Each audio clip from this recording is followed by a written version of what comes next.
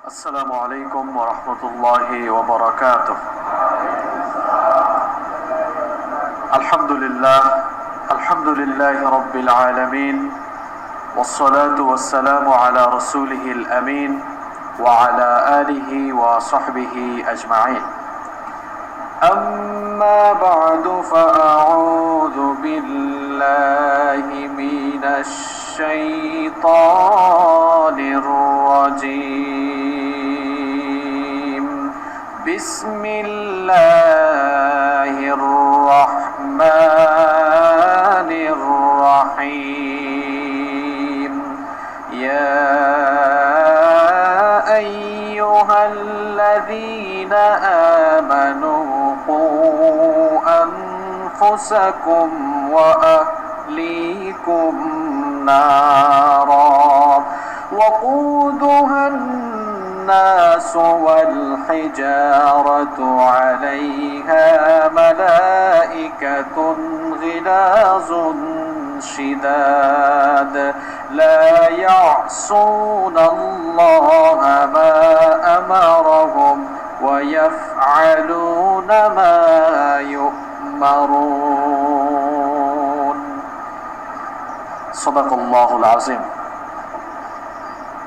শুকরিয়া আদায় করছি সেই মহান রবের, যিনি আমাদেরকে সুস্থতার সাথে বাঁচিয়ে রেখেছেন, যিনি আমাদেরকে জুমার দিনের নেয়ামত দিয়েছেন এবং আজকের এই বরকতময় দিনে সবার আগে মসজিদে সমবেত হয়ে আলোচনায় শামিল হওয়ার সুযোগ এবং তৌফিক দিয়েছেন। সেজন্য আমরা আমাদের মহান রবের দরবারে তার শেখানো ভাষা অনুযায়ী মস্তক অবনত চিত্তে শুকরিয়া আদায় করছি। সকলেই পড়ছি আলহামদুলিল্লাহ। রব্বানা লাকাল হামদ হামদান কাসীরান তাইয়িবান মুবারাকান ফীহি। ইয়া রাব্বি লাকাল হামদু লাকাশ শুকরু কামা ইয়ানবাগী লিজালালি ওয়াজহিকা وعظيم سلطانك. لك الحمد بالإيمان ولك الحمد بالإسلام ولك الحمد بالقرآن. আল্লাহ তাআলার প্রশংসা আদায়ের পর দুরুদ এবং সালাম পেশ করছি বিশ্ব মানবতার মুক্তির দিশারি নবিয়ুনা ওয়া সাইয়্যিদুনা ওয়া কুদওয়াতুনা মুহাম্মাদুর রাসূলুল্লাহ সাল্লাল্লাহু আলাইহি ওয়াসাল্লামের প্রতি, যিনি আমাদেরকে তাওহীদের সমহান দীক্ষায় দীক্ষিত করেছেন এবং শিরক আর বিদআতের ব্যাপারে আমাদেরকে সুস্পষ্টভাবে সতর্ক করেছেন। আল্লাহুম্মা সাল্লি আলাইহি আল্লাহুম্মা বারিক আলাইহি। সম্মানিত মুসল্লিবৃন্দ, আপনারা সকলেই অবগত রয়েছেন কোভিড-19 করোনা ভাইরাস নামক মহামারীতে গোটা বিশ্ব বিপর্যস্ত হয়ে আছে। করোনা নামক এই মহামারীকে বৈশ্বিক সংকট হিসেবে বলা হচ্ছে। করোনা মহামারী এটি শুধু গোটা বিশ্বেই সংকট তৈরি করেনি, বরং এটি আমাদের পারিবারিক সংকটও তৈরি করে দিয়েছে। 1 বছরেরও বেশি সময় ধরে চলা এই মহামারীর কারণে আমাদের আচার আচরণগত অনেক পরিবর্তন চলে এসেছে, আমাদের রুটিনের মধ্যেও অনেক পরিবর্তন চলে এসেছে। পারিবারিক অনেক সংকট দেখা দিয়েছে। বিশেষ করে আমাদের সন্তানরা, আমাদের ছেলেমেয়েরা তাদের স্কুল কলেজ শিক্ষা প্রতিষ্ঠান বন্ধ থাকার কারণে তাদের আচার আচরণগত এক ধরনের পরিবর্তন চলে এসেছে। কারণ এই মহামারী শুরু হওয়ার আগে তাদের প্রতিদিনের রুটিন ছিল একরকম, আর এই মহামারী আসার পরে যখন সকল শিক্ষা প্রতিষ্ঠান বন্ধ হয়ে গেল তখন তাদের রুটিন হয়ে গিয়েছে অন্যরকম। এমত অবস্থায় অনেক মা বাবারাই অভিযোগ করছেন বা আমাদের কাছে অনেকে বলেন যে আমাদের সন্তানদের আচরণগত পরিবর্তন চলে এসেছে। কারো কারো সন্তান বিপদগ্রস্ত হয়ে যাচ্ছে, কারো কারো সন্তানরা বিপথে নিমজ্জিত হয়ে যাচ্ছে, কারো কারো ছেলেমেয়েরা অপসংস্কৃতিতে ধাবিত হয়ে পড়ছে, কেউ কেউ মাদকাসক্ত হয়ে পড়ছে। এই বৈশ্বিক সংকট এবং এই পারিপার্শ্বিক সংকট থেকে উত্তরণের জন্য আপনার ছেলে মেয়েকে করোনা মহামারীর থেকেও আরো গুরুত্বপূর্ণ যে সংকট, আপনার ছেলেমেয়েরা বিপথে চলে যাচ্ছে, এই সংকট থেকে আমরা কিভাবে উত্তরণ হব, আমরা আমাদের ছেলে মেয়েদেরকে সেই বিপদগামিতার রাস্তা থেকে কিভাবে বের করে নিয়ে আসব, আজকের এই জুমার আলোচনায় আমরা সে ব্যাপারেই কথা বলবো ইনশাআল্লাহ। কারণ জুমার দিন হচ্ছে আমরা যারা মুমিন মুসলমান, আমাদের সকলের জন্য হৃদয়ের খোরাক কিংবা ট্রেনিং পাওয়ার একটি জায়গা। কোন সময় কি করব, কোন সময় মুসলমানদের কি করা উচিত, সেই দিক নির্দেশনা কিংবা সেই ফর্মুলাগুলো মুসলমানদের সমাজের মসজিদের মেম্বর থেকেই আসা উচিত। সেই বিবেচনায় আমরা বর্তমান সময়ে এই করোনার মহা সংকটকালীন সময়ে সন্তানদের ব্যাপারে মা বাবার কি করণীয় হওয়া উচিত, মা বাবার ভূমিকা কি হওয়া উচিত, মা বাবার দায়িত্ব কেমন হওয়া উচিত, মা বাবার প্যারেন্টিং কেমন হওয়া উচিত, এ ব্যাপারে আজকে আমরা কোরআন সুন্নাহর আলোকে কথা বলবো ইনশাআল্লাহ। আজকের এই জুমার আলোচনায় আমি আপনাদের সামনে 16টি পয়েন্ট তুলে ধরব। এই 16টি বিষয় যদি আমরা প্রত্যেকেই আমাদের আমলে নিয়ে যেতে পারি, এই 16টি বিষয় পরামর্শ হিসেবে গ্রহণ করে আমরা যদি আমাদের সন্তানদেরকে প্যারেন্টিং করতে পারি, গাইড করতে পারি, তাহলে আমাদের সন্তানগুলো বিপদগামিতা থেকে, ধ্বংস থেকে বাঁচবে ইনশাআল্লাহ। নাম্বার 1, নাম্বার হচ্ছে আপনি আপনার সন্তানকে 5 ওয়াক্ত সালাতে অভ্যস্ত করে তুলুন। এটি তো বাবা মা হিসাবে আপনার প্রধান এবং প্রথম দায়িত্ব, আপনার সন্তানকে আপনি নামাজি বানাবেন। আবু দাউদ এবং মুসনাদে আহমদের মধ্যে হাদিস বর্ণিত হয়েছে, নবী করিম সাল্লাল্লাহু আলাইহি ওয়াসাল্লাম বলেছেন, মুরু আওলাদাকুম বিসসালাতি ওয়া হুম আবনাউ 7 সিনিন। আল্লাহর নবী বলছেন, তোমাদের সন্তানের বয়স যখন 7 বছর হয়ে যায় তখন থেকেই তাদেরকে নামাজের আদেশ দাও, নামাজের নির্দেশ দাও। এরপরে আল্লাহর নবী বলছেন, ওয়াদরিবুহুম আলাইহা ওয়া হুম আবনাউ 10 সিনিন। 10 বছর হয়ে গেলে যদি সে নামাজ না পড়ে প্রয়োজনে শাসন করো, প্রহার করো। ওয়াফাররিকু বাইনাহুম ফিল মাদাজিআ, এবং তার বিছানা এবার আলাদা করে দাও। আল্লাহর নবী বললেন 7 বছর বয়স থেকেই তাদেরকে নামাজের কথা বলো, নামাজের তাকিদ দাও। আফসোসের বিষয় হলো এই 6 বছর বয়স হলে আমরা আমাদের ছেলে মেয়েদেরকে শিক্ষা প্রতিষ্ঠানে ভর্তি করানোর ব্যাপারে যতটা আগ্রহী হই, আল্লাহর নবীর এই হাদিস মেনে 7 বছর বয়স থেকে আমাদের সন্তানদেরকে নামাজের ট্রেনিং, নামাজের তালিম দিতে আমাদের সমাজের লোকদেরকে এত আগ্রহী দেখা যায় না। এভাবেই আমরা আমাদের নিজেদের সন্তানদেরকে নিজেরাই বিপদগামী করছি, আমাদের সন্তানদেরকে আমরা নিজেরাই পথভ্রষ্ট করছি। সঠিক প্যারেন্টিং না হওয়ার কারণে, সন্তানদেরকে সঠিকভাবে লালন পালন না করার কারণে এই সন্তানগুলোই বড় হয়ে আপনার সঙ্গে বেয়াদবি করে। অনেকেই বলে যে হুজুর আমাদের ছেলে মেয়েরা কথা শুনে না, আমাদের সঙ্গে বেয়াদবি করে। এই বেয়াদব হওয়ার রাস্তা তো আপনি নিজেই ওপেন করে দিচ্ছেন। কারণ তাকে যেভাবে লালন পালন করা দরকার ছিল, যেভাবে তাকে ছোটবেলা থেকে গাইড করা দরকার ছিল, আপনি সেটা করছেন না। আল্লাহর নবী বলছেন, সন্তানগুলোকে 7 বছর বয়স থেকেই নামাজি বানাও, এদেরকে নামাজের ট্রেনিং দাও। সন্তানদেরকে আমি আপনি কি নামাজি বানাবো? আমরা নিজেরাই তো বেনামাজি হয়ে বসে আছি, তো সন্তানকে আপনি আর কি নামাজি বানাবেন? আপনি যে নামাজ ছেড়ে দেন, মুসলমান হিসাবে নিজেকে দাবি করতে আপনার কি একটু লজ্জা লাগে না? নামাজ এটি কি খামখেয়ালিপূর্ণ কোনো ইবাদত মনে করেছেন আপনি? এটি তো সেই ইবাদত, কিয়ামতের দিন যখন আমি আপনি আল্লাহর সামনে দাঁড়াবো, বলেন তো দেখি, আল্লাহর সামনে প্রত্যেক মানুষকে দাঁড়াতে হবে, এ ব্যাপারে কি কোনো সন্দেহ আছে? এটি তো সেই ইবাদত, যে ইবাদতের ব্যাপারে আল্লাহ তাআলা কিয়ামতের দিন প্রথম আপনাকে জিজ্ঞাসাবাদ করবেন। আমি আপনি যখন আল্লাহর সামনে দাঁড়িয়ে যাব, কিয়ামতের সেই কঠিন দিনে আল্লাহ তাআলা সবার আগে এই নামাজের হিসাব আপনার কাছে চাইবেন। আল্লাহর নবী বলছেন, আবু দাউদ, তিরমিজি এবং নাসাই শরীফে এই হাদিস এসেছে।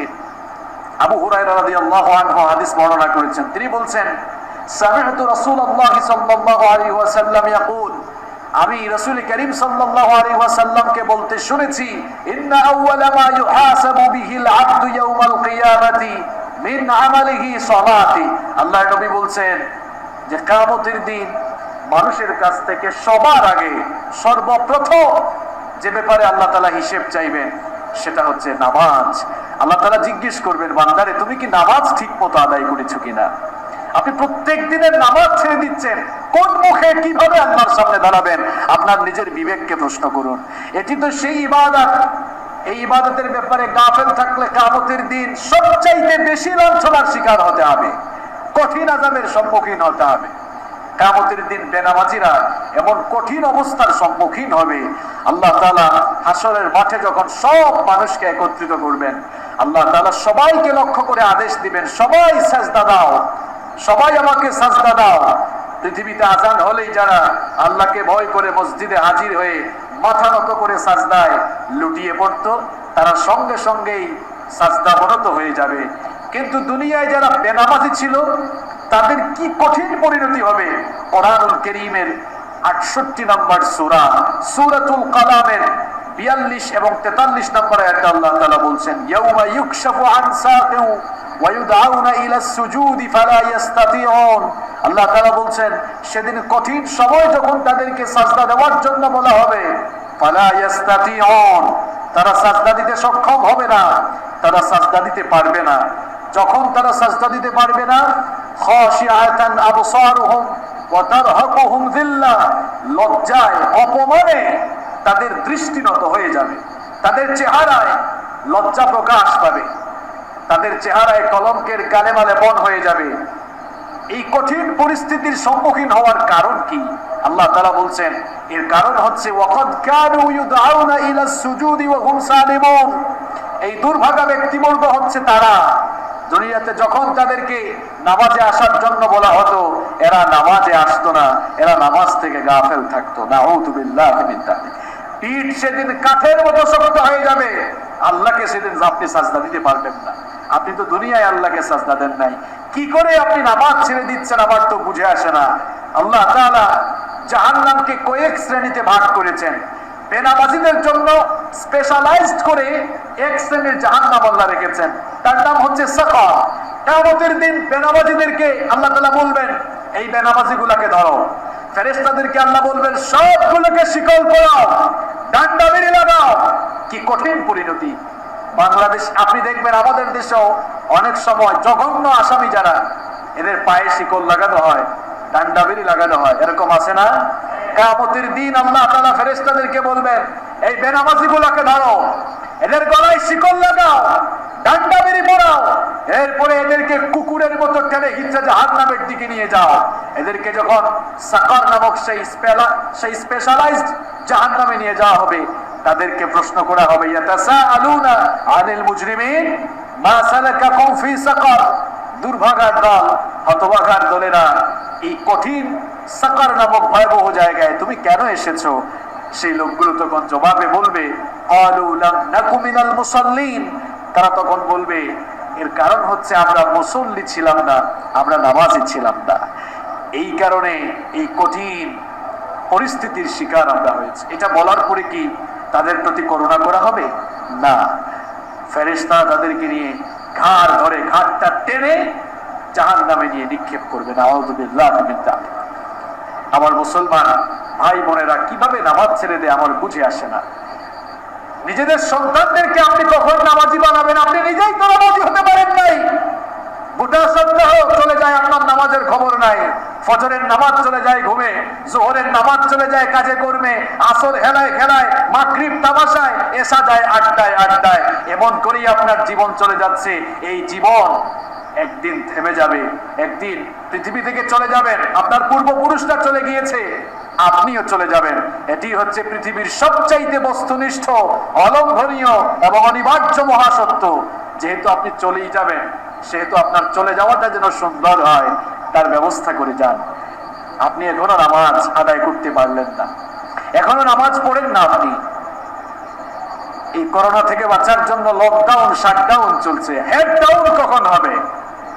এই লকডাউন আর শাটডাউন বাঁচাতে পারবে না। হেড ডাউন করে আল্লাহর কাছে পানা চান, যিনি দিয়েছেন তিনি আবার এই গজব তুলেও নেবেন। এজন্য লকডাউন শাটডাউন কর্মসূচির পাশাপাশি হেড ডাউন কর্মসূচি দেওয়া উচিত। হেড ডাউন, মাথা নত করার কর্মসূচি। আপনি নামাজি হন, সন্তানকে আর কখন নামাজি বানাবেন বলেন? আপনি নিজেই তো নামাজি হতে পারলেন না। সালাত ইজ দ্য কি অফ সাকসেস। এই নামাজ হচ্ছে সফলতার মূল মন্ত্র, সফলতার চাবি। নামাজ ছাড়া বেহেশতে ঢোকা যাবে না, জান্নাতে যাওয়া যাবে না। ইসলামের যে 5টি খুঁটি রয়েছে তার মধ্যে অন্যতম খুঁটি, অন্যতম পিলার হচ্ছে এই সালাত। একটা ঘরকে যেমন পিলার ধরে রাখে, পিলার না থাকলে যেমন ওই ঘর টিকবে না, ঠিক তেমনি ভাবে ইসলামের 5টি পিলার রয়েছে। একটি পিলার নষ্ট করে ফেললে ঈমান নামক ঘরটা, ইসলাম নামক ঘরটা ভেঙে চুরে খান খান হয়ে যায়। এজন্য আল্লাহর নবী বলেছেন সালাত হচ্ছে দ্বীনের খুঁটি। এই খুঁটিকে যারা ভেঙে ফেললো সে তার নিজের ঈমানের গৃহটাই ভেঙে ফেললো। যে ঈমান আপনাকে আপনার ঘর থেকে বের করে মসজিদে আনতে পারে না, যে ঈমান আপনাকে, যে দুর্বল ঈমান আপনাকে মাথা নোয়াতে পারে না, আল্লাহকে সাজদা দেওয়াতে পারে না, এই দুর্বল ঈমান আপনাকে কি করে জাহান্নামে, এই দুর্বল ঈমান কি করে আপনাকে জান্নাতে নিবে? আপনার বিবেকের কাছে আমি সেই প্রশ্ন ছুড়ে দিলাম। মানুষ হচ্ছে আল্লাহ তাআলার একমাত্র সৃষ্টি যাদের শারীরিক গঠন, যাদের শারীরিক স্ট্রাকচার সাজদা দেওয়ার উপযোগী করেই দেওয়া হয়েছে। খুব ভালো করে শুনুন, আল্লাহ তাআলার হাজার হাজার মাখলুকাত রয়েছে। এই হাজার হাজার মাখলুকাতের ভেতরে কেবলমাত্র মানুষের শারীরিক গঠন, শারীরিক স্ট্রাকচার সাজদা দেওয়ার উপযোগী করে বানানো হয়েছে। দেখেন, আমরা সাজদা দেওয়ার জন্য আমাদের 7টা অঙ্গ সাজদা দেওয়ার কাজে লাগে। আমরা যখন রুকুতে যাই তখন আমরা কিছুটা নুয়ে পড়ি, যখন সাজদায় যাই একেবারে মাথাটা মাটিতে আমরা লাগিয়ে দেই, হাত পা সবকিছু গুটিয়ে মানুষ যেরকম সুন্দর করে আল্লাহ তাআলাকে সাজদা দেয়, পৃথিবীর অন্য কোনো উদ্ভিদ, পশু বা প্রাণী মানুষের মতো এত সুন্দর করে অঙ্গ প্রত্যঙ্গকে গুটিয়ে সাজদা দিতে পারে? মানুষের মতো সাজদা দেয় এমন কোন প্রাণী আপনার চোখে পড়েছে? আপনি গরু ছাগলকে দিয়ে মানুষের মতো সাজদা দেওয়ানোর ট্রাই করে দেখিয়েন তো, বলেন গরু ছাগল মানুষের মতো সাজদা দিতে পারবে? আমরা যেভাবে হাত পা গুটিয়ে মাথা নত করে সাজদা দেই, সুন্দর করে আমরা যেমন সাজদা দেই, গরু ছাগল কিংবা অন্যান্য পশু পাখি প্রাণী কিংবা অন্যান্য কোন উদ্ভিদ মানুষের মতো এত সুন্দর করে রুকু সাজদা করতে পারে? আপনাকে বানানোই হয়েছে সাজদা দেওয়ার জন্য। পশু পাখি মানুষের মতো এত সুন্দর করে সাজদা দিতে পারে না, আপনাকে বানানোই হয়েছে সাজদা দেওয়ার উপযোগী করে। সুতরাং যেই মানুষ মানুষ হয়েও আল্লাহকে সাজদা দিল না, সেই মানুষ আর পশুর মধ্যে কোনো পার্থক্য রইল না। আর কি করে বুঝাবো আমি আপনাকে, কি করে বুঝাবো আমি আপনাকে? আল্লাহর নবী বলছেন বাইনাল আবদি ওয়াল কুফরি তারকুস সালাহ। আল্লাহর বান্দা আর কাফেরের মধ্যে পার্থক্যই হলো নামাজ ছেড়ে দেওয়া। আল্লাহর বান্দা কোনোদিনও নামাজ ছাড়তে পারে না। সে আযান হয়ে গেলে দুনিয়ার সমস্ত কাজ কর্ম বন্ধ করে দিয়ে নামাজের দিকে দৌড়াবে। এখন আমাদের অবস্থা হলো আমরা নামাজকে বলি কাজ আছে, অথচ কাজকে বলা উচিত ছিল আমার নামাজ আছে। এরকম গাফলতি করতে করতে আপনার জীবন অতিবাহিত হচ্ছে। আল্লাহর নবী কি মারাত্মক কথা বললেন, মান তারাকা সালাতান মুতাআম্মিদান ফাকাদ কাফারা। ইচ্ছে করে যারা নামাজ ছেড়ে দিল তারা আল্লাহর সঙ্গে কুফরি করলো। এক ওয়াক্ত নামাজ যে ছাড়লো আল্লাহর সঙ্গে কুফরি করলো, আরেক ওয়াক্ত ছাড়লো আরেকবার কুফরি করলো। এভাবে প্রত্যেকটি দিন আমাদের সময় কি তাহলে কুফরির মাধ্যমে অতিবাহিত হচ্ছে? কবে আপনার হুঁশ ফিরবে? কবে আপনার হুঁশ ফিরবে? এই বিপদগামিতার পথ ছেড়ে দিয়ে ফিরে আসুন জান্নাতের পথের দিকে। এই নামাজ আপনাকে জান্নাতের দিকে, জান্নাতের পথে ধাবিত করবে। নিজের সন্তানগুলো নামাজি হবে তখন যখন আপনাকে তারা নামাজি হিসেবে দেখবে। আগে আপনি নামাজি হয়ে যান। মায়েদেরকে বলছি, বোনদেরকে বলছি, নিজেরা নামাজি হয়ে যান। এই বৈশ্বিক সংকটে যে পারিবারিক সংকট দেখা দিয়েছে, সন্তানগুলো বিপদগামী হয়ে যাচ্ছে, এই সন্তানগুলোকে বিপদগামিতার রাস্তা থেকে ফিরিয়ে আনতে হলে মা বাবাকে অগ্রণী ভূমিকা পালন করতে হবে, সন্তানগুলোকে নামাজি বানাতে হবে। আর সন্তানগুলোকে নামাজি বানানোর পূর্বে আগে নিজে নামাজি হয়ে যান। আমি বলছিলাম এই বিপদগামিতা থেকে সন্তানকে কেমনে ফিরাবেন, 5 ওয়াক্ত সালাতে তাদেরকে অভ্যস্ত করে তুলুন। ফজরের আজান যখন হয়ে যায়, আপনার সন্তানকে আদর করে গিয়ে ডাক দেন, তাকে নামাজের কথা বলেন। আমরা অনেক সময় নিজেরা নামাজ আদায় করলেও ফজরের সময় সন্তানদেরকে আমরা ডাকি না। অনেক মা বাবা বলে যে তার আরামের ঘুমটা ভাঙবো কেন? আচ্ছা বলেন তো, আপনার ঘরে যদি আগুন লাগে আর আপনার ছেলে বা আপনার মেয়ে ঘুমিয়ে থাকে, তখন কি আপনি বলবেন যাই হোক আগুন যেহেতু লাগছে, আগুন এটা হিটারের কাজ করবে, একটু উত্তাপ ছড়াবে আর সে একটু আরাম করে ঘুমাবে, এই কথা বলবেন? নাকি তাকে ঘুম থেকে তুলে সবাই মিলে ঘর থেকে দৌড়াবেন? এটাই তো করবেন। আপনার সন্তান দুনিয়ার আগুনে যেন না পুড়ে, এই জন্য আপনার এত তৎপরতা, এত সচেতনতা। কিন্তু নামাজ ছেড়ে দিলে আপনার সন্তান জাহান্নামের আগুনে পুড়বে, জাহান্নামের আগুনে জ্বলবে। দুনিয়ার এই আগুনের চাইতে তো জাহান্নামের আগুন আরো 69 ভাগ বেশি দহন শক্তি সম্পন্ন। সুতরাং দুনিয়ার আগুন থেকে আপনার সন্তানকে হেফাজত করার জন্য আপনি যেমন তৎপর, ঠিক তেমনি ভাবে জাহান্নামের আগুন থেকে আপনার সন্তানকে বাঁচানোর জন্য আপনাকে তৎপর হওয়া দরকার। এজন্য ফজরের আজান হয়ে গেলে আপনার সন্তানকে ডেকে নিয়ে তাকে সাথে নিয়ে নামাজ আদায় করুন। আপনি যখন নামাজে আসতেছেন আপনার সন্তানকে সাথে করে নিয়ে আসুন। মা বোনরা যখন নামাজে দাঁড়াবেন আপনার মেয়েটাকে সাথে নিয়ে নামাজে দাঁড়ান। হতে পারে আপনার ছেলে মেয়ে এখনো নামাজও শিখে নাই, আপনি তাকে পাশে দাঁড় করান, দেখবেন সে আপনার মতোই রুকু সাজদা দেওয়ার চেষ্টা করবে। অথবা এমনও হতে পারে যে নামাজে দাঁড়িয়ে সে অনেক সময় খেলাধুলা তামাশাও শুরু করে দিতে পারে। আপনি সাজদায় যাবেন আর সে আপনার পিঠের উপরে উঠে আপনাকে দিয়ে ঘোরাও চালাইতে পারে, এরকমও হতে পারে। অসুবিধা নাই, বিরক্ত হওয়ার প্রয়োজন নাই। এরকম তামাশা করতে করতেই একদিন সেও আপনার মতো নামাজি হয়ে যাবে। সুতরাং এই মহাসংকট থেকে উত্তরণের জন্য, সন্তানগুলোকে চরিত্রবান বানানোর জন্য প্রথম পরামর্শ হচ্ছে এদেরকে 5 ওয়াক্ত নামাজি হিসাবে গড়ে তুলুন, এদেরকে নামাজে অভ্যস্ত করে তুলুন। নাম্বার 2 নম্বর হচ্ছে আপনার সন্তানদের ক্লাস এবং পড়াশোনার সঙ্গী হয়ে যান। এখন তো করোনা পরিস্থিতির কারণে শিক্ষা প্রতিষ্ঠান বন্ধ, শহরাঞ্চলে বেশিরভাগ বা প্রায় সকল প্রতিষ্ঠানই অনলাইন ক্লাস চালু রয়েছে। কিন্তু ওই অনলাইন ক্লাস হয়তো গ্রামে গঞ্জে ততটা ইফেক্টিভ হচ্ছে না, কারণ গ্রামে গঞ্জে ইন্টারনেট তো দূরের কথা, অনেক মানুষের কাছে এখনো স্মার্টফোনও নাই। এরকম আছে না নাই? এরকম আছে, যেহেতু গরিব দেশ আমাদের। তো যাদের অনলাইন ক্লাস করার সুযোগ রয়েছে তাদের মা বাবা সন্তানদের প্রতি নজরদারি বাড়ান। অনলাইন ক্লাসের জন্য তার হাতে যে ফোন দেওয়া হয়েছে এটা একদিকে ভালো, ইতিবাচকটা গ্রহণ করুন।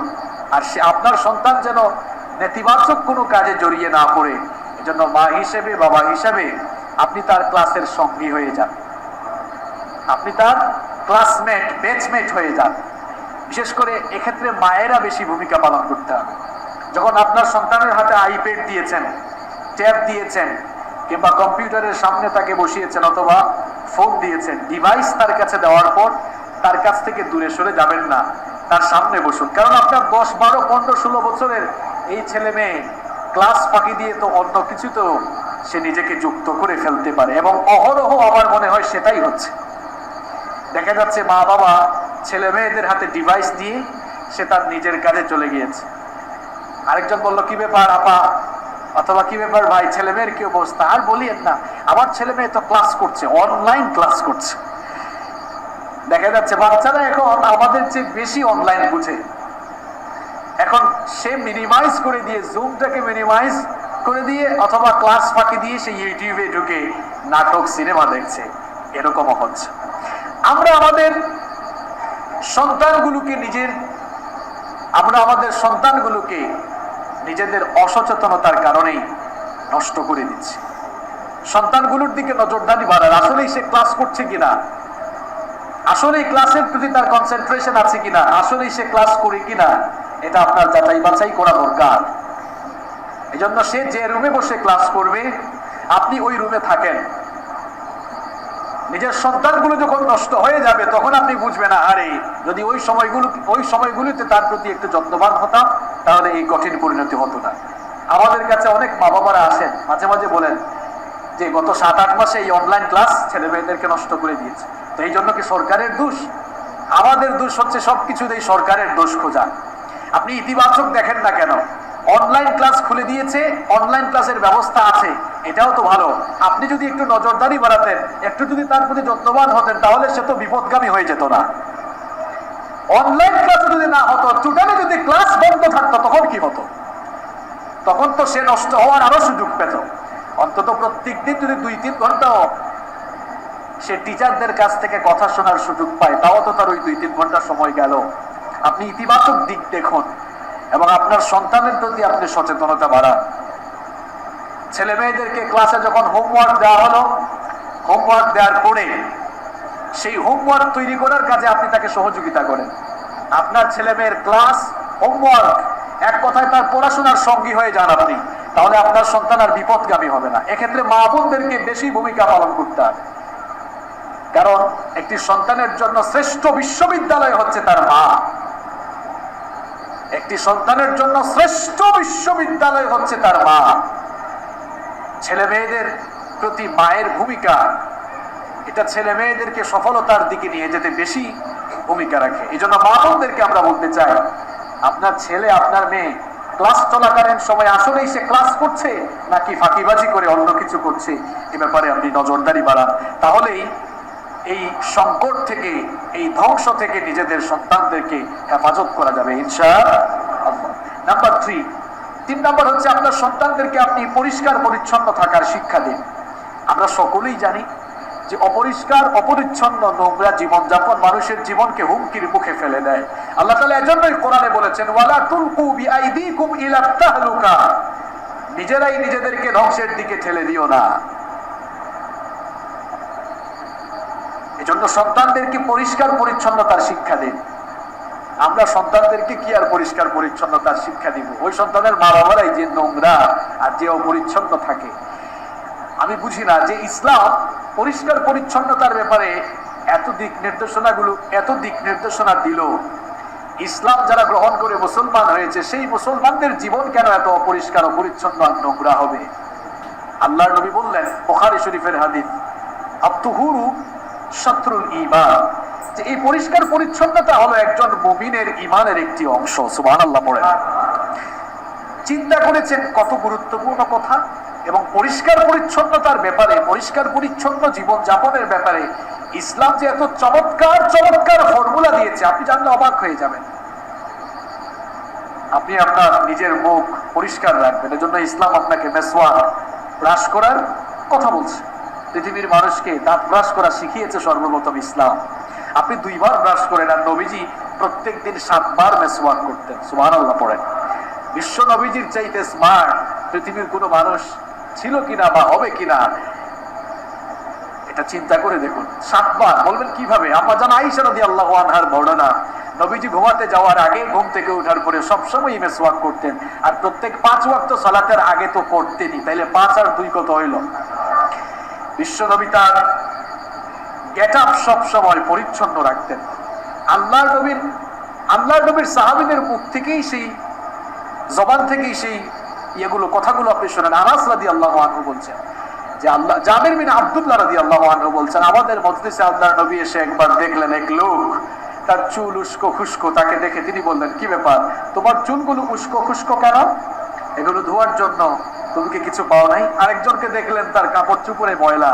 তিনি বললেন, কি ব্যাপার, তোমার কাপড় চোপড়ে ময়লা কেন? এগুলো পরিষ্কার করার জন্য কি কোনো পানি পাও নাই? আল্লাহর নবী নিজে যেমন পরিষ্কার পরিচ্ছন্ন থাকতেন, তেমনি ভাবে অপরিষ্কার অপরিচ্ছন্ন কাউকে দেখলে তাকেও পরিচ্ছন্নতার ব্যাপারে উৎসাহিত করতেন। ইসলাম বলছে আপনি আপনার ঘর বাড়িকে পরিষ্কার রাখেন। আল্লাহর নবী বলছেন ঘর বাড়ি এবং তার আঙ্গিনাকে পরিষ্কার রাখুন। আমাদের ঘর বাড়ি আর আঙ্গিনার দিকে তাকান তো, আঙ্গিনা বাদ দেন, ঘরে ঢুকলেই তো অবস্থা খারাপ। ঘুম থেকে উঠে ঠিক মতো তার বেডটাকেই গুছিয়ে রাখেন, এমন আছে না নাই? আপনি তো ইসলাম 3.5 হাত বডি এবং আপনার ঘরের ভেতরেই এখনো প্র্যাকটিস করতে পারেন নাই। আল্লাহর নবী বলছেন নিজের ঘর বাড়ির আঙিনাকে পরিষ্কার রাখুন। এরপরে রাস্তাঘাট সুন্দর রাখো, ইমাতাতুল আদা আনিত তারিকি সাদাকা, রাস্তা থেকে কষ্টদায়ক বস্তু যদি কেউ দূরে ফেলে দেয় আল্লাহ তার আমলনামায় সাদকার সমপরিমাণ সওয়াব দান করে দিবেন। সুবহানাল্লাহ। আমি আফসোস করে প্রায় সময় এই কথাটাই বলি, আমাদের দেশে ইসলাম, আমাদের দেশে মুসলমান আছে কিন্তু ইসলাম নাই। পশ্চিমা বিশ্বের অনেক দেশে মুসলমান নাই কিন্তু ইসলাম আছে। আপনারা বলবেন এটা আবার কেমন কথা? দেখেন, পরিষ্কার পরিচ্ছন্ন থাকতে হবে, নিজের গেটআপ পরিচ্ছন্ন থাকবে, নিজের ঘর বাড়ি পরিচ্ছন্ন থাকবে, নিজের রাস্তাঘাট পরিচ্ছন্ন থাকবে। এটি তো দুনিয়ার কোনো মানুষ কিংবা কোনো পরিবেশবিদদের দেখিয়ে দেওয়া কোনো ইনস্ট্রাকশন নয়, বরং এটি ১৫০০ বছর আগে ইসলামেরই দেওয়া ফর্মুলা। সুতরাং ১৫০০ বছর আগে ইসলামের দেওয়া ফর্মুলা যদি মুসলমানদের সমাজে আর মুসলমানদের দেশে না থাকে, তাহলে তো এই কথা বলতেই পারি যে মুসলমান আছে কিন্তু ইসলাম নাই। আর পশ্চিমা বিশ্বের অনেক দেশে মুসলমান নাই, এরা ঈমান আনে নাই, এখনো কুফরিতে রয়েছে, এখনো মুশরিক অবস্থায় রয়েছে, কিন্তু তাদের গেটআপ পরিচ্ছন্ন, তাদের ঘর বাড়ি পরিষ্কার পরিচ্ছন্ন, তাদের রাস্তাঘাট পরিচ্ছন্ন। ১৫০০ বছর আগে ইসলামের দেওয়া নীতিমালাকে আমরা গ্রহণ করতে না পারলেও তারা গ্রহণ করে তাদের সমাজ এবং সভ্যতাকে তারা এগিয়ে নিয়ে গিয়েছে। যারা বিভিন্ন দেশে সফর করেছেন আপনারা দেখেছেন রাস্তাঘাটে ময়লা ফেললে জরিমানা দিতে হয়, এরকম আছে কিনা? আর আমাদের দেশে রাস্তাঘাটে ময়লা ফেলে আর কি দেখবেন অনেক যুবক তরুণ ছেলেরা রাস্তার মধ্যে দাঁড়িয়ে দাঁড়িয়ে প্রস্রাব করে, এরকম আছে না নাই? রাস্তায় লেখা আছে এখানে দাঁড়িয়ে প্রস্রাব করবেন না, সে ওখানে গিয়ে প্রস্রাব করে, এরকম আছে না নাই? আচ্ছা, এই হচ্ছে আমাদের মুসলমান সমাজের অবস্থা। মুসলমান আছে কিন্তু ইসলাম। তো সন্তানদেরকে পরিষ্কার পরিচ্ছন্ন শিখাবে এরা যারা নিজেরাই অপরিচ্ছন্ন থাকে। নিজেকে পরিচ্ছন্ন রাখুন। পরিষ্কার পরিচ্ছন্ন থাকার মানে এই না যে আপনি খুব ফ্যাশনেবল হয়ে চলাফেরা করবেন। পরিষ্কার পরিচ্ছন্ন থাকার মানে হচ্ছে এই, আপনার কাছে যা আছে সেগুলোকে সব সময় পরিষ্কার পরিচ্ছন্ন করে আপনি রাখবেন। আপনি আপনার নিজের দেহকে পরিষ্কার রাখেন, যে কাপড় পরেন সেটাকে পরিষ্কার রাখেন, আপনার নিজের ঘর, নিজের বেডরুম, নিজের বাড়িটাকে পরিষ্কার রাখেন, নিজের রাস্তাঘাট পরিষ্কার রাখেন। পরিষ্কার পরিচ্ছন্নতার শিক্ষা আপনি আপনার ছেলে মেয়েকে দিবেন। নাম্বার 4, 4 নাম্বার হচ্ছে, যেহেতু এখন ঘরের বাহিরে বের হওয়া যায় না কিংবা আগের মতো বিভিন্ন জায়গায় যাওয়া যাচ্ছে না, সেহেতু আপনার ছেলে মেয়েরা বেশিরভাগ সময় ঘরে থাকতেছে, তাদের মানসিক ভারসাম্য যেন নষ্ট হয়ে না যায়, আচার আচরণগত পরিবর্তন অর্থাৎ তাদের মধ্যে নেতিবাচক কোনো পরিবর্তন যেন না আসে, এই জন্য তাদের খেলাধুলার সঙ্গে আপনি হয়ে যান, তাদের সাথে আপনি খেলাধুলা করুন। আপনার সন্তানের বয়স অনুযায়ী তার সাথে আপনি খেলা করুন। তার বয়স হয়তো 6-7 বছর, তার জন্য কোনো খেলনা নিয়ে আসেন, একটা বেলুন কিনে নিয়ে আসেন, একটা ফুটবল আপনি কিনে নিয়ে আসেন, ঘরের মধ্যে এটা দিয়ে খেলাধুলা করুন। খেলাধুলা করবেন, তাকে সময় দিবেন, তাহলে সে আর কোনো ক্ষতিকর কোনো দিকে আর যাওয়ার সম্ভাবনা থাকবে না। খেলাধুলা করতে না পারেন, তাকে গল্প শোনান, তার সময়টাকে আপনি তার সময়টা যেন ভালোভাবে কাটে তার ব্যবস্থা করে দিন। আমাদের সন্তানগুলোকে আমরা সময় দিচ্ছি না, এই জন্য তো আমাদের সন্তানগুলো সবসময় ডিভাইস। দেখবেন এখন সন্তানগুলো, ছেলে মেয়েরা সবসময় সারাদিন যেন ফোন একটা পাইছে না, জানি এই ফোনের ভিতরে কি আছে। কি বলেন, এরকম হচ্ছে কি হচ্ছে না? সারাদিন ফোনের ভেতরে পড়ে আছে। কেন হচ্ছে? এর কারণ আপনি তাদেরকে সময় দিচ্ছি না। আপনি নিজে বাবা মা হয়ে তাদের খেলার সাথী হয়ে যান, তাদেরকে গল্প শোনাতে পারেন। আপনি বলবেন হুজুর গল্প পাবো কোথায়? পৃথিবীর 25 জন নবীর জীবনী কোরআনের ভেতরে ঢুকিয়ে দেওয়া আছে। অথবা আপনার বাসায় এখন তো প্রত্যেকের বাসায় ওয়াইফাই আছে, আপনি ইউটিউবে গিয়ে নবীদের গল্পের সিরিজ আছে, সেগুলো ওপেন করে আপনিও শোনেন, সন্তানদেরকে শোনান। বলেন যে দেখো আজকে আমরা একটা চমৎকার গল্প শুনবো, শুরু করে স্টার্টিংটা সুন্দর করে হোক। আমরা আজকে এমন একটি গল্প শুনবো যে একজনকে আগুনের মধ্যে ফেলে দেওয়ার পরেও সে জ্বলে নাই। স্টার্টিংটা সুন্দর করেন, তখন নিশ্চয়ই আপনার ছেলে মেয়ে একটু অবাক হবে, কি ব্যাপার, আগুনে ফেলে দেওয়ার পরেও জ্বলে নাই? কোন নবীর কথা বলছি বলেন তো? কোন নবীর কথা বলছি? ইব্রাহিম আলাইহিস সালাম। আপনি স্টার্টিংটা সুন্দর করেন যে জানো একজনকে আগুনে ফেলা হয়েছে কিন্তু তাও সে পুড়ে নাই। তখন আপনার সন্তানের এমনি আগ্রহ তৈরি হবে, বলবে এটা কিভাবে সম্ভব, আগ্রহ তৈরি হবে, শুনতে চাইবে, আপনি আবার সেই কাহিনী শোনানো শুরু করে দিন। আপনি শুরু করেন যে জানো একজন তার নিজের সন্তানকে কুরবানি দেওয়ার প্রস্তুতি নিয়েছে, জবাই করার প্রস্তুতি নিয়েছে, কিন্তু সে জবাই করতে গিয়ে অন্য ধরনের ঘটনা ঘটে গিয়েছে। আগ্রহ তৈরি হবে কি হবে না বলেন? এরকম নবীদের চমৎকার চমৎকার ঘটনা আছে, সেগুলো শোনান। সাহাবীদের কাহিনীগুলো শোনান। আপনার সন্তানদেরকে আপনি সময় দেন। নাম্বার 5 নাম্বার হচ্ছে কখনোই সন্তানদেরকে একা হয়ে রাখবেন না। এখন অবস্থা কি জানেন? বেশিরভাগ ফ্যামিলিতে মা বাবা দুইজনে দুইটা ফোন নিয়ে দুইজনেই ব্যস্ত। দেখবেন এখন অবস্থা, আরে মানুষ এত যান্ত্রিক হয়ে গিয়েছে। আগে মানুষ বেড়াতে গেলে, দাওয়াত খেতে গেলে সবাই একসাথে বসে আড্ডা দিত। এখনকার বাস্তবতা হলো এই, দেখবেন যে 10-12 জন একত্রিত হইলে সবার মাথার নিচের দিকে থাকে, কেউ কারোর সাথে কথা বলে না। কথা ঠিক না বেঠিক? আগে দাওয়াত খেতে গেলে সবাই একসাথে বসে আড্ডা দিত, গল্প করতো, একজনের খোঁজখবর আরেকজন নিত। আর এখন সবাই যান্ত্রিক, একসাথে বসে আছে, কেউ কারোর সাথে কথা বলে না। এরকম পরিস্থিতি আমি বহুবার দেখেছি।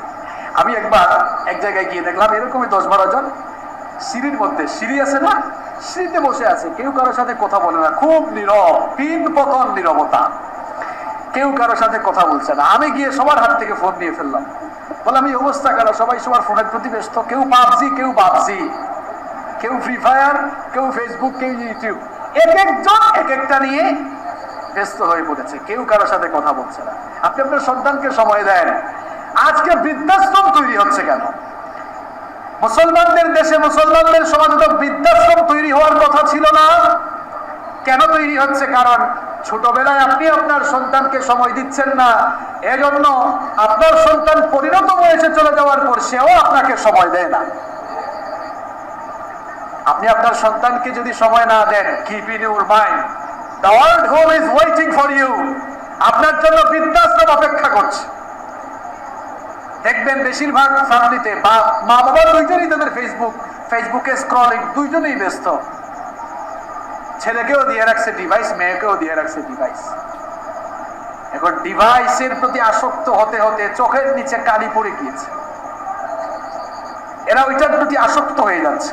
এই যে ছেলে মেয়েগুলো নষ্ট হচ্ছে, এরা কি নিজেরা নষ্ট হচ্ছে, নাকি আপনি যাদেরকে নষ্টের পথ, অর্থাৎ তারা এমনি এমনি নষ্ট হচ্ছে না, আপনি নিজেই তাকে নষ্টের পথে, ধ্বংসের পথে ধাবিত করে দিচ্ছেন। এই পথ থেকে ফিরে আসুন। আপনার সন্তানদেরকে সময় দেন, তাদের সাথে সময় কাটা, গল্প করে তাদের খোঁজ খবর নেন। নাম্বার 6 নম্বর হচ্ছে আপনার সন্তানকে কোরআন শেখান। এটা সুবর্ণ সুযোগ চলছে এখন, যেহেতু করোনা পরিস্থিতির কারণে আপনার সন্তানগুলো ঘরেই আছে। আগের মতো সে স্কুলে, কোচিং এ দৌড়াদৌড়ি করছে না, দেখা যাচ্ছে সে ঘরের ভেতরে আছে। এই সুযোগ থেকে কাজে লাগান, সন্তানকে কোরআন শিখান। আল্লাহর নবী বলেছেন, মুসনাদে আহমদ এবং আবু দাউদ শরীফে হাদিস এসেছে, আল্লাহর নবী বলেছেন, মান ক্বারা আল কুরআন ওয়া আমিলা বিমা ফি উলবিসা ওয়ালিদাহু তাজাই ইয়াউমাল কিয়ামা। আল্লাহর নবী বলছেন, যে ব্যক্তি কোরআন পড়লো আর কোরআন অনুযায়ী আমল করলো, তার মা বাবাকে আল্লাহ তাআলা কিয়ামতের দিন মাথার মধ্যে নূরের তাজ, নূরের মুকুট পরিধান করাবেন। সুবহানাল্লাহ। আপনার সন্তানটাকে কোরআন পড়ান।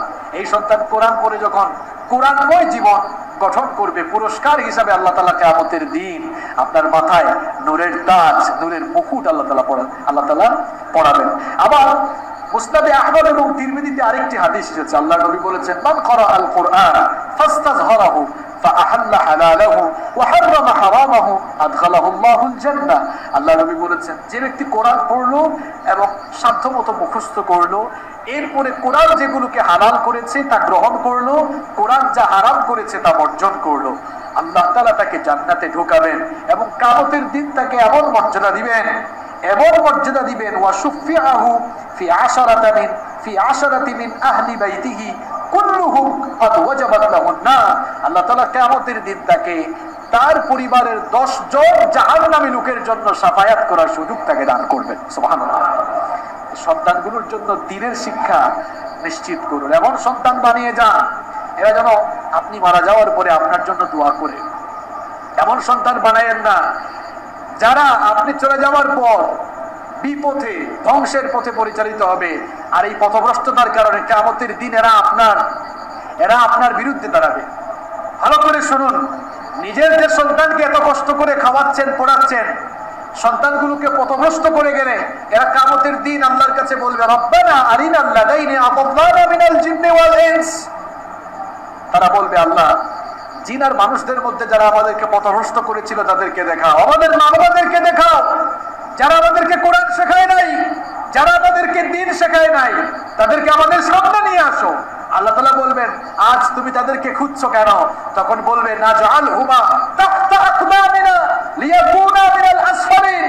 আমার ওই পথভ্রষ্ট মা বাবার বুকের উপরে পাড়া দিয়ে আজকে জাহান্নামে যেতে চাই। নাউযু বিল্লাহি মিন যালিক। আপনার সন্তান আপনার বিরুদ্ধে দাঁড়াবে, আপনি সন্তানকে কি আর কোরআন শেখাবেন? নিজেই তো এখনো কোরআন শিখেন নাই, এখনো একটা সূরা শুদ্ধ করে পড়তে পারেন না। 20 বছর, 30 বছর, 40 বছর, 50 বছর জীবন থেকে চলে গেল। এই সময়গুলো যিনি দিয়েছেন তিনি কে? কথা বলেন না কেন? তিনি কে? আল্লাহর দেওয়া সময় আপনি আল্লাহর কিতাবের পেছনে ব্যয় করতে পারছেন না। এ কেমন আত্মপ্রবঞ্চনা!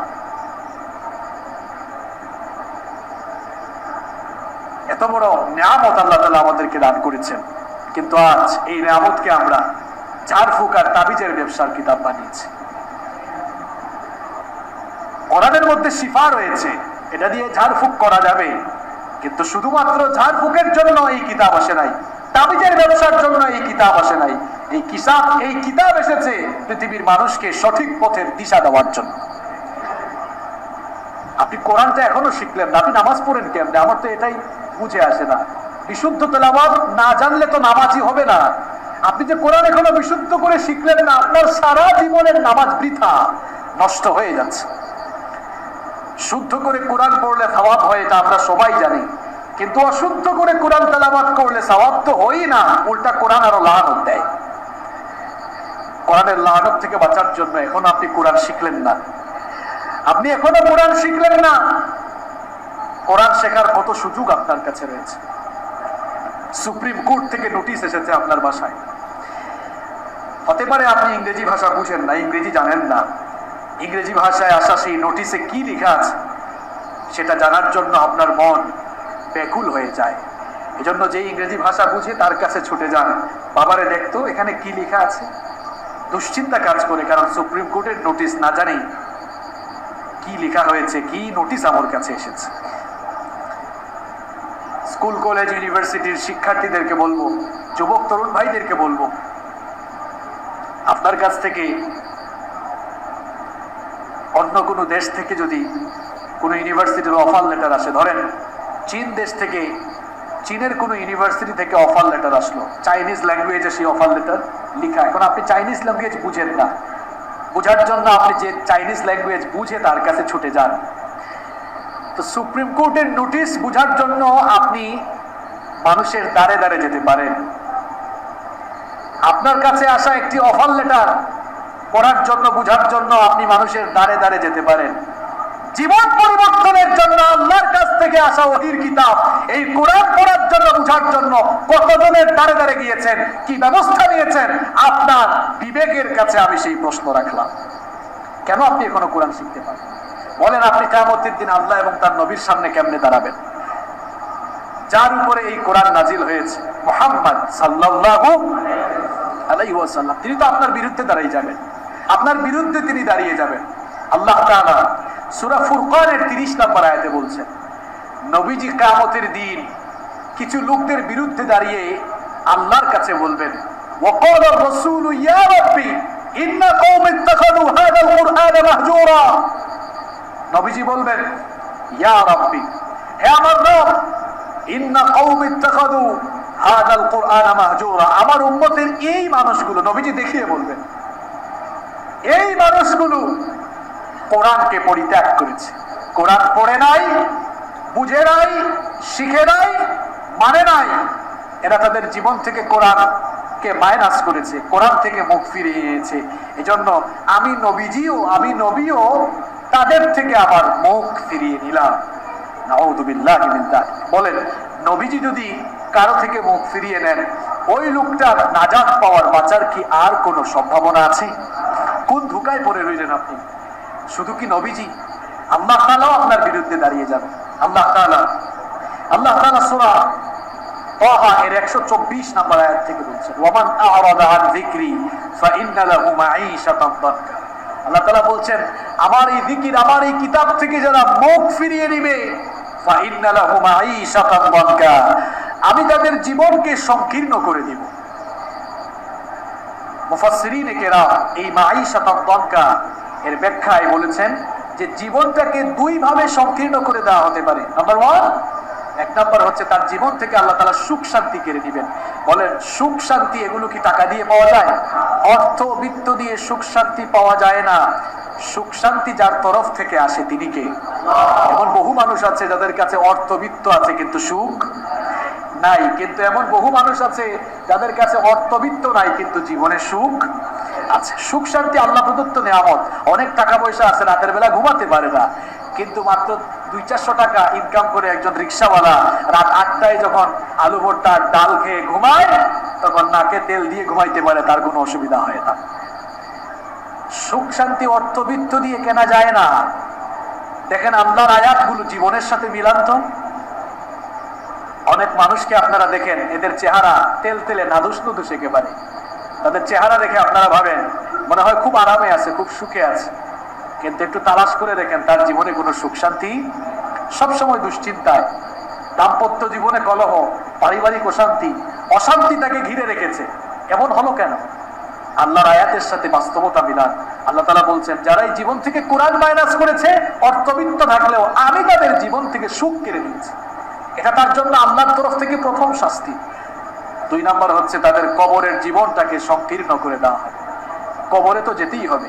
এই লোকগুলো যখন কবরে যাবে, কবরে এমন সংকীর্ণ হবে, কবরের এক পাশের মাটি আরেক পাশের মাটির সাথে গিয়ে লেগে যাবে, যার কারণে তাদের দেহের 2 পাশের পাঁজর এক পাঁজর আরেক পাঁজরে এরকম ঢুকে যাবে। নাউযুবিল্লাহি মিন যালিক। এরকম শাস্তি চলবে। 3 নাম্বার, ওয়া নাহশুরুহু ইয়াওমাল কিয়ামাতি আমা, ইসরাফিলের শিঙ্গার ফুৎকারে কিয়ামত একদিন হবে, এতে কোনো সন্দেহ নাই। কিয়ামতের দিন সকলকে কবর থেকে উঠানো হবে, কিন্তু এই লোকগুলোকে একটু ডিফারেন্ট ভাবে, ভিন্ন ভাবে কবর থেকে উঠানো। কিভাবে উঠানো হবে? আল্লাহ তাআলা বলছেন, ওয়া নাহশুরুহু ইয়াওমাল কিয়ামাতি আমা, আমি এদেরকে অন্ধ করে হাসরের মাঠে তুলবো, অন্ধ করে হাসরের মাঠে উঠাবো। এই লোকগুলো যখন অন্ধ হয়ে হাসরের মাঠে উঠবে, তখন তারা আল্লাহর কাছে বলবে, ক্বালা রাব্বি লিমা হাশারতানি আমা, তারা বলবে, আল্লাহ তাআলা, আমার রব, আমাকে আপনি আজ অন্ধ করে হাসরের মাঠে তুলেছেন কেন? দুনিয়ায় তো আমি চোখে দেখতাম, চক্ষুষ্মান ছিলাম, কিন্তু হাসরের মাঠে আমি অন্ধ কেন? ওয়াকাদ কুনতু বাসীরা, দুনিয়ায় তো আমি চোখে দেখতাম। আল্লাহ তাআলার কাছ থেকে জবাব চলে আসবে। আল্লাহ তাআলা বলবেন, কাযালিকা আতাতকা আয়াতুনা, কাযালিকা আতাতকা আয়াতুনা, আমার গোলাম ভালো করে শোনো, তুমি যখন দুনিয়াতে ছিলে আমার কিতাব তোমার কাছে গিয়েছিল, তোমার ঘরে আমার কিতাব ছিল, তোমার কাছে আমার কোরআন ছিল। আমার কিতাব কোরআন তোমার কাছে তোমার ঘরে থাকা সত্ত্বেও তুমি কোরআন খুললে না, কোরআন পড়লে না, কোরআনটা পড়ার চেষ্টা করলে না, কোরআনটা শিখলে না। আমার কোরআন তোমার কাছে থাকা সত্ত্বেও তুমি যেমন আমার কোরআনকে ভুলে গিয়েছিলে, ওয়াকাযালিকাল ইয়াউমা তুনসা, তোমার মতো গোলামকে আজ হাসরের মাঠে আমি আল্লাহও ভুলে গেলাম। নাউযুবিল্লাহি মিন যালিক। কে বাঁচাবে আর আপনাকে? নবীজিও মুখ ফিরালেন, আল্লাহ তাআলাও মুখ ফিরালেন। সম্মানিত মুসল্লিদের, যারা কোরআন শিখতে পারে না, আসুন আজ থেকেই সিদ্ধান্ত নেই, আজ থেকেই আমরা কোরআন শেখা স্টার্ট করবো ইনশাআল্লাহ। যেখানেই যার কাছে সুযোগ আছে আমরা কোরআন শিখবো। আর সন্তানগুলোকে বিপদগামিতা থেকে যদি বাঁচাতে চান, আপনার সন্তানকে কোরআন শেখান। Teach your children the Holy Book Quran. The Holy Book Quran will teach your children everything. আপনার সন্তানকে কোরআন শেখান, দেখবেন এই কোরআন আপনার সন্তানকে সব ধরনের জ্ঞান বিজ্ঞানের সাথে পরিচিত করে দিবে। সন্তানের হাতে সবার আগে কোরআন তুলে দেন। নাম্বার 7, 7 নাম্বার হচ্ছে প্রয়োজন ছাড়া সন্তানদেরকে ডিভাইস থেকে দূরে রাখেন। এখন এমন অবস্থা হয়েছে, আমরা ছোটবেলায় দেখেছিলাম, স্মার্টফোন তো আসছে বেশি সময় হয় নাই, এই তো কত বছর হইল, 8-10 বছর আগে তো স্মার্টফোন ছিল না। আমি ছোটবেলায় দেখেছি বাচ্চারা কান্নাকাটি করলে মায়েরা সন্তানদের হাতে খেলনা দিত, অথবা গল্প শোনাতো, গান শোনাতো। কিন্তু এখন সন্তানরা কান্না করলে ধরো ধরো ধরো, এরকম আছে কিনা, মোবাইল হাতে দিয়ে দেয়। এখন কান্না বন্ধ করার জন্য কি আর কোনো প্রসেস করা যেত না? ভিন্ন কোনো প্রক্রিয়াকে অবলম্বন করা যেত না? অবশ্যই যেত। আদর করে করে এভাবেই ছোট বয়স থেকে তার হাতে ডিভাইস তুলে দিচ্ছে। 8-10 বছরের ছেলেরা এখন পাবজি খেলে। নিশ্চয়ই আপনারা দেখেছেন 2 সপ্তাহ আগে লক্ষ্মীপুরে এক ছেলে তার মায়ের কাছ থেকে 50 টাকা নিতে পারে নাই, এমবি কিনবে, এই জন্য আত্মহত্যা করেছে। এখন কিশোর গ্যাং বেড়ে যাচ্ছে, অপরাধ প্রবণতা বেড়ে যাচ্ছে। শুধু সরকারকে দোষ দিলে হবে না। সরকারের কি ঠেকা পড়ছে যে ঘরে এসে আপনার সন্তানেরও দেখাশোনা করবে? আপনার সন্তানের দেখাশোনার দায়িত্ব তো আপনার, ইটস ইউর রেসপন্সিবিলিটি, এটা আপনার দায়িত্ব। সন্তানগুলোর হাতে অপ্রয়োজনে ডিভাইস দিবেন না। এখন সারাদিন ফ্রি ফায়ার নিয়ে থাকে, ফায়ারিং করে। আমি তো এই ফ্রি ফায়ারের নাম তখন জানতাম না, একবার ভয় পেয়ে গেছিলাম। এক ঘরে বসে আছি, এখন পাশের রুমে একজন বলতেছে সামনে মার, পেছনে মার, ডানে মার, বামে মার, আর শুধু ফায়ারিং এর শব্দ। আমি ভাবলাম হায় হায়, এখানে হঠাৎ করে কি কোনো গন্ডগোল লাগলো নাকি? এখন যার বাসায় ছিলাম তাকে ডেকে গেলাম, আনলাম, ভাই এখানে ফায়ারিং হচ্ছে কিসের, কোনো গন্ডগোল হলো নাকি? বলতেছে হুজুর এটাও বুঝেন না, এটা ফ্রি ফায়ারিং হচ্ছে। আমি বললাম ফ্রি ফায়ারিং মানে? বলতেছে এই তো আমাদের ঘরের এক ছোট্ট বাচ্চা ফ্রি ফায়ার খেলে। বললাম ভালোই। এভাবেই তো আমরা বিপদগামীদের দিকে সন্তানদেরকে ঠেলে দিচ্ছি। নেশা হয়ে যাচ্ছে, নেশা হয়ে যাচ্ছে। এই যে দিয়ে দিয়ে অভ্যস্ত করছেন, পরবর্তীতে না দিলে মা বাবার সঙ্গে কি করছে? খারাপ আচরণ করছে, গালিগালাজ পর্যন্ত করছে। এই যে মৃত্যুর দিকে চলে যাচ্ছে, এবং এটা মাদকের মতো হয়ে যেতে পারে। যেমন আমরা পত্র-পত্রিকায় অনেক সময় এমন ঘটনা দেখি যে সন্তান মাদকাসক্ত হয়ে গিয়েছে, মা বাবা জানতে পারার পরে যখন ঘরে আটকে রেখেছে, মা বাপ সন্তানকে জবাই করে তারপরে গিয়েছে। এরকম ঘটনা পত্র-পত্রিকায় মাঝে মাঝে আমরা দেখি কি দেখি না? দেখি। এই যে আপনি তাদেরকে ডিভাইসের প্রতি আসক্ত করে তুলছেন, আসক্তি বাড়তে বাড়তে যখন চরম পর্যায়ে চলে যাবে, আর থামাতে পারবেন না, থামাতে গেলে আপনাকে জবাই করে ফেলবে। এই পর্যায়ে আপনি নিজেই আপনার সন্তানকে নিয়ে যাচ্ছেন। আগে থেকেই সাবধান হয়ে যান, অপ্রয়োজনে অযথা সন্তানদের হাতে ডিভাইস তুলে দিবেন না। আমি তো প্রায় সময় বলি, ইন্টারমিডিয়েট শেষ করার আগ পর্যন্ত ভুলেও ছেলে মেয়েদের হাতে ফোন তুলে দিবেন না, নইলে নিজেদের কালেকশন নিজেরাই করে রাখবে, আপনি আর করা লাগবে না।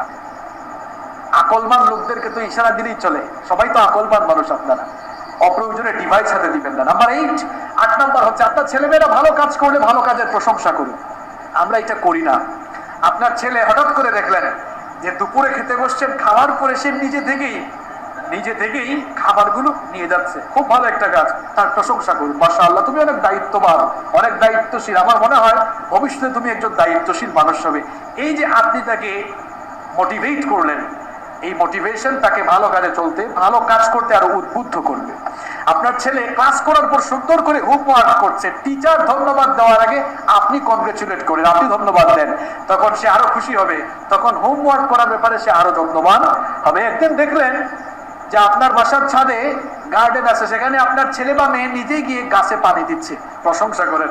সে যত ভালো কাজ করবে, তার যত ভালো কাজ আপনার চোখে পড়বে, আপনি তার প্রশংসা করবেন, তখন দেখবেন সে ভালো কাজে আরো উদ্বুদ্ধ হবে। নাম্বার 9 নাম্বার হচ্ছে, এই বিপদগামিতার সময়ে, সংকটের সময়ে আপনি সন্তানদেরকে হেফাজতে রাখতে হলে আপনি আরেকটি কাজ করতে পারেন। এখন অনলাইনে বিভিন্ন কোর্স করা যাচ্ছে, বিভিন্ন কোর্সে আপনি আপনার ছেলে মেয়েদেরকে ভর্তি করে দিন। যেমন আপনার ছেলেকে আপনি ইংরেজি ভাষাটা শিখিয়ে ফেলেন।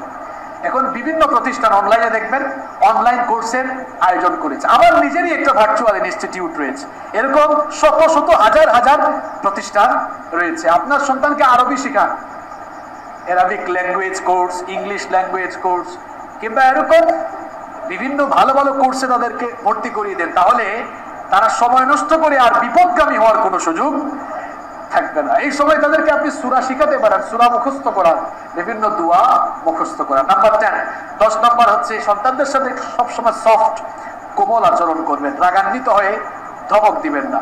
হতে পারে আপনার কথা শুনে নাই, সন্ধ্যার পরে পড়তে বসে নাই, সে বলতেছে না আজকে আমি পড়তে বসবো না, মুড খারাপ, একটু রাগ না করে, ধমক না দিয়ে একটু মাথায় হাত বুলিয়ে দেন, বলেন ঠিক আছে যাও, এখন পড়তে বসা লাগবে না, নিজের সাথে নিয়ে একটু নাস্তা করতে বসে। একটু চকলেট দেন কিংবা গিফট করেন, মাথায় হাত বুলায় সুন্দর করে একটু বুঝায় বলেন, দেখবেন একটু পরে সে ঠিকই পড়তেই বসবে। অর্থাৎ রাগারাগি না করে, ধমকাধমকি না করে, আন্তরিকতা আর ভালোবাসার সাথে যে কোনো কাজ করলে তার ফলাফল ভালো হবে। নাম্বার 11 নাম্বার হচ্ছে তাদেরকে বিভিন্ন দিনই প্রোগ্রামে সামিল করার সুযোগ থাকলে সেটা করুন। যেমন শুক্রবার জুমার দিনে তাকে আপনি সাথে নিয়ে মসজিদে আসুন। এই যে আলোচনা হয়, আলোচনা থেকে সেও অনেক কিছু শিখতে পারবে, জানতে পারবে। নাম্বার 12 নাম্বার হচ্ছে আপনার সন্তানদেরকে শিষ্টাচার এবং সামাজিকতার শিক্ষা দিন। আমরা অনেকেই আমাদের সন্তানদেরকে শিষ্টাচার শেখাচ্ছি না, সামাজিকতা শেখাচ্ছি না। আমি একদিন এক বাসায় গেলাম, গিয়ে দেখলাম তাদের ছেলে মেয়েদের, তাদের কয়েকটা ছেলে মেয়ে আছে, তো গেস্ট আসছে, আমিও আসছি, আরো অনেকেই আসতেছে। গেস্ট আসছে যাচ্ছে, একটু তাদের সামনে যাওয়া, তাদেরকে সালাম দেওয়া, তাদের সাথে কথাবার্তা বলা, এগুলো তারা চিনেও না, জানেও না। অনেকটা হাবাগুবা টাইপের। এই হাবাগুবা কিসের জন্ম থেকে হয়েছে না আপনি বানিয়েছেন? তো আপনি বানিয়েছেন। সালাম দিতে জানে না, বড়দের সাথে কথা বলতে জানে না, কোথাও নিয়ে গেলে কার সাথে কথা বলতে হয়, কার সাথে কিভাবে কথা বলতে হয়, সামাজিকতাটাও এখনো শিখতেই পারেনি। তাকে শিষ্টাচার শেখান, আদব শিখান, সামাজিকতা শিখান। নাম্বার 13 নাম্বার হচ্ছে তাদের বয়স অনুযায়ী তাদেরকে পারলে একটু বাড়ির কাজ দেন। আপনার ছেলে আপনার মেয়ে 12-14 বছর হয়েছে, বয়স অনুযায়ী হালকা হালকা কাজ দেন। তুমি এক কাজ করো, তোমার নিজের কাপড়গুলো নিজেই গুছিয়ে রাখো, নিজের পড়ার টেবিল নিজেই গুছিয়ে রাখো। এভাবে তাদেরকে অকর্মা না বানিয়ে একটু কর্মঠ বানান। আমরা সব কাজের বুয়া আর কাজের লোকদেরকে দায়িত্ব দিয়ে দিচ্ছি। সন্তানদেরকে আত্মনির্ভরশীল করে গড়ে তুলুন। নিজের কাজ সে যেন নিজে করে তাকে অভ্যস্ত করান। নাম্বার 14 নম্বর হচ্ছে পারিবারিক আড্ডার আয়োজন করেন। পারিবারিক আড্ডার আয়োজন করেন। আমাদের বেশিরভাগ ফ্যামিলিতে এটা নাই বললেই চলে। একটা পারিবারিক আড্ডার আয়োজন সপ্তাহে আপনি করতে পারেন। সবাই মিলে আড্ডা দিলেন, গল্প করলেন। এরকম পারিবারিক আড্ডা থাকলে আপনার শিশুর মানসিক, আপনার বাচ্চা ছেলে মেয়েদের সন্তানদের মানসিক বৃদ্ধি আরো ব্যাপক হবে ইনশাআল্লাহ। নাম্বার 15 নাম্বার হচ্ছে তাদেরকে অপসংস্কৃতি থেকে দূরে রাখার জন্য যা যা করা দরকার আপনি তাই করবেন। নাম্বার 16 নাম্বার হচ্ছে একটা সুন্দর রুটিন তৈরি করবেন। প্রত্যেকের সন্তানের জন্য একটা রুটিন তৈরি করবেন। রুটিনটা আপনার কাছেই রাখবেন। ওই রুটিন মাফিক কিভাবে তাকে পরিচালনা করা যায় তার জন্য যথাযথ ব্যবস্থাও গ্রহণ করবেন। এই যে 16টি পরামর্শ দিলাম, এই 16টি পরামর্শ যদি এই সংকটকালীন সময়ে আমরা গ্রহণ করি আর সেগুলো যদি অ্যাপ্লাই করি, আমাদের ফ্যামিলি, আমাদের পরিবার, আমাদের সন্তানগুলোকে আমরা ধ্বংস থেকে বাঁচাতে পারবো ইনশাআল্লাহ। শেষ পর্যায়ে আমার কলেজ বিশ্ববিদ্যালয়ে পড়ুয়া শিক্ষার্থীদেরকে আমি কিছু নসিহত করতে চাই। কলেজে বিশ্ববিদ্যালয়ে পড়ুয়া যারা, তারা তো এখন একেবারে রিটায়ার্ডে চলে গেছে। কলেজ বন্ধ, বিশ্ববিদ্যালয় বন্ধ, কি আর করবে? ফোন একটা পাইছে, সারাদিন ফেসবুকিং করে, like, comment, photo upload, share, মানে ফেসবুকে যত বেশি থাকা যায় এটাই যেন তার জন্য ভালো। কলেজ বিশ্ববিদ্যালয়ে তোমরা যারা পড়ো, তোমাদেরকে বলছি, তোমরা কোন ধোঁকায় পড়ে আছো? অমুসলিমরা জ্ঞান চর্চা, গবেষণা, শিল্প, সংস্কৃতিতে এবং উদ্ভাবনী শিল্পে তারা এগিয়ে যাচ্ছে। এখন তাদের উদ্ভাবিত জিনিস নিয়ে তোমরা পড়ে আছো আর তারা দিন দিন উদ্ভাবনী শক্তিতে এগিয়ে যাচ্ছে।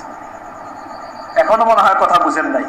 তারা এ ধরনের ডিভাইস, এরকম শত শত ডিভাইস, শত শত অ্যাপস, শত শত প্রোগ্রাম তৈরি করে কলেজ বিশ্ববিদ্যালয়ে তোমরা যারা পড়ো তোমাদেরকে বলছি, তোমাদেরকে জ্ঞান চর্চা, গবেষণা থেকে দূরে সরিয়ে রাখছে।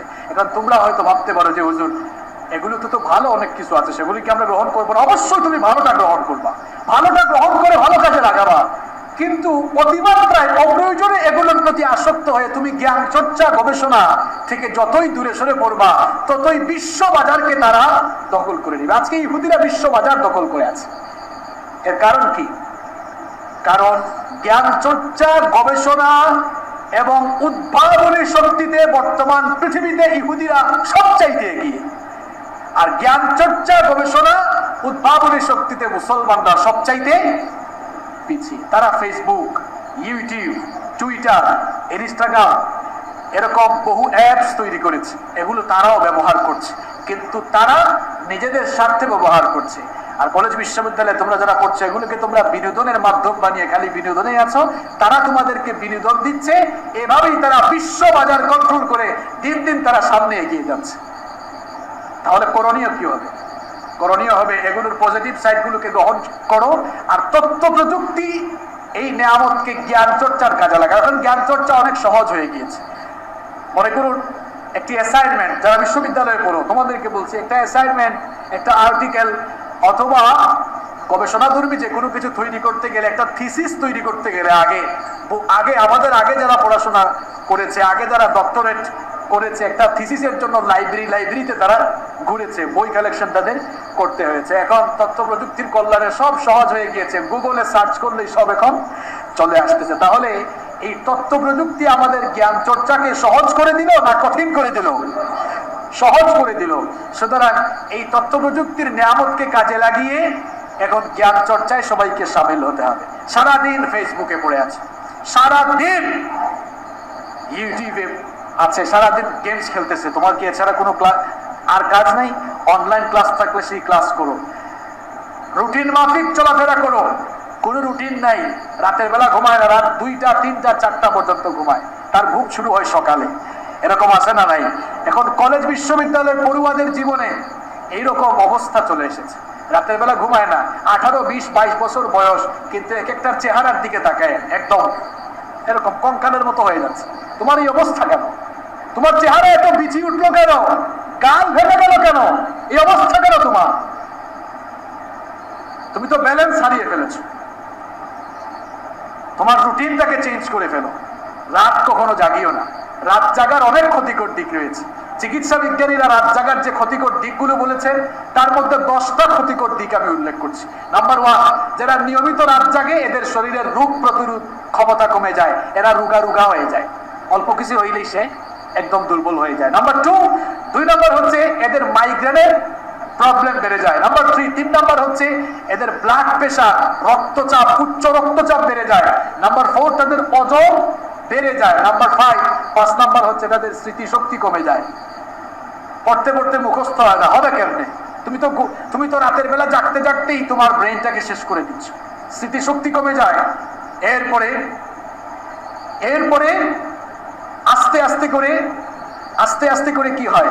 স্মৃতিশক্তি যখন লোপ পেয়ে যায়, ফলাফল খারাপ হয়, এক্সাম ভালো হয় না, দুশ্চিন্তাগ্রস্ত হয়ে যায়, ডিপ্রেশন বেড়ে যায়। তারপরে ত্বকের লাবণ্য কমে যায়। 20-22 বছরের ছেলে মেয়েদের চেহারার অবস্থা খারাপ, কারণ রাত জাগতে তো তার অবস্থা শেষ হয়ে গিয়েছে।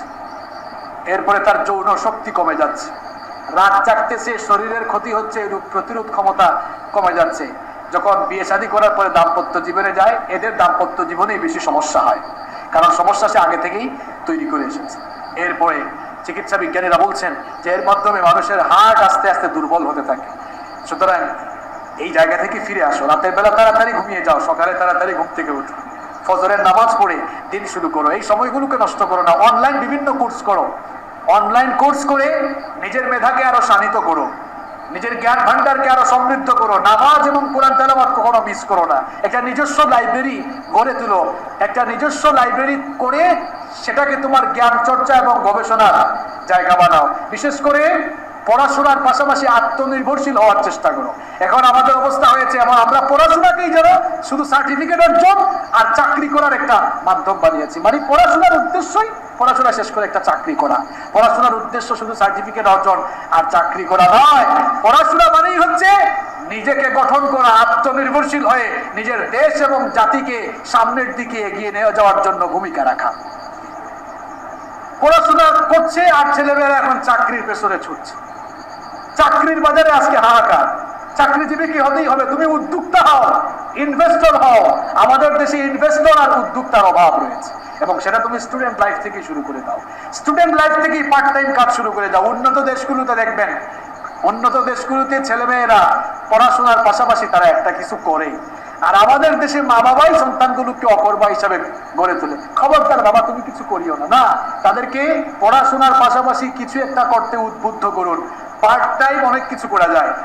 যারা কলেজে পড়ছো, বিশ্ববিদ্যালয়ে পড়ছো, পড়াশোনার পাশাপাশি কিছু একটা করো। অনেক কিছু করার সুযোগ রয়েছে। তুমি ড্রাইভিং শিখো, ড্রাইভিং শিখে তুমি কারো কাছ থেকে কার একটা ভাড়া নিয়ে উবার পাঠাবে, গাড়ি চালাও, তাও তো কিছু পয়সা তুমি ইনকাম করতে পারবা।